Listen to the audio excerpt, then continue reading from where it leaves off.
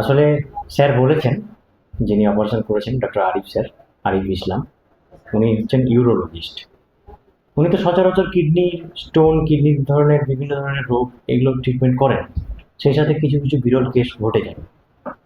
আজকে যে কেসটা হয়েছে, যে কেসটা নিয়ে আলোচনা হচ্ছে, সেটা হচ্ছে একটা 25 থেকে 27 বছরের যুবক ছেলে।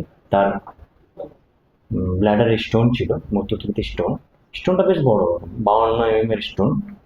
স্টোনের অপারেশনের জন্য ডাক্তারবাবু প্ল্যান করেছিলেন যে স্টোনের অপারেশন হবে।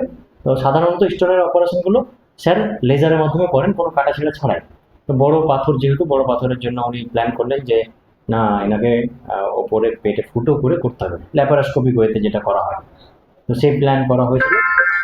অপারেশন করতে গিয়ে দেখা যায় যে তার পাথর ভাঙতে গিয়ে দেখলেন ডাক্তারবাবু যে একটা ইলেকট্রিকের তারও তাতে জড়িয়ে রয়েছে।